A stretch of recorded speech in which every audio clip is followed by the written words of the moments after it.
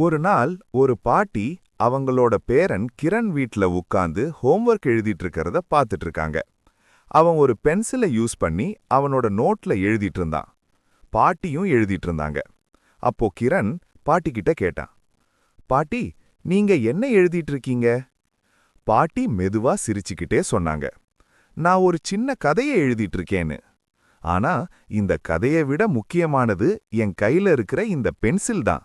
நீ பெரியவனாகும்போது இந்த பென்சில் போல இருக்கணும். கிரண் ஆச்சரியமா கேட்டான், பாட்டி, இது ஒரு சாதாரண பென்சில் தானே, இதுல என்ன விசேஷம் இருக்கு?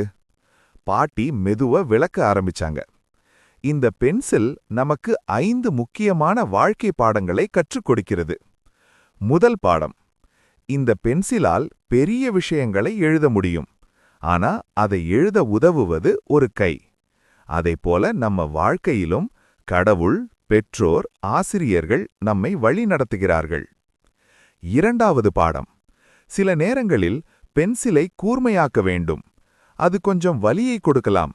ஆனா அதுக்கப்புறம் அது இன்னும் அழகாக எழுத ஆரம்பிக்கும். அதைப்போல வாழ்க்கையில் வரும் கஷ்டங்கள் நம்மை மேலும் வலிமையானவர்களாக மாற்றுகிறது. மூன்றாவது பாடம், பென்சிலில் ஒரு இரேசர் இருக்கும். அது நம்ம செய்யுற தவறுகளை திருத்த உதவுகிறது. இதன் அர்த்தம், தவறு செய்தாலும் அதை திருத்திக் கொள்ளலாம்.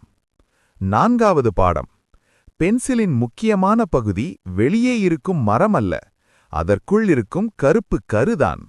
அதைப்போல மனிதனின் வாழ்க்கையிலும் முக்கியமானது அவன் உள்ளத்தில் உள்ள நல்ல குணம்.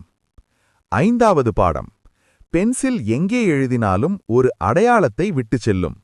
அதைப்போல நாமும் வாழ்க்கையில் செய்யும் ஒவ்வொரு செயலும் மற்றவர்களின் மனதில் ஒரு அடையாளத்தை உருவாக்கும். அதனால் எப்போதும் நல்ல செயல்களை செய்து நல்ல அடையாளம் விட்டுச் செல்ல வேண்டும். பாட்டியின் வார்த்தைகளை கேட்ட கிரண் அமைதியாக அந்த பென்சிலை பார்த்தான். Hey everyone, beautiful sunset from my rooftop.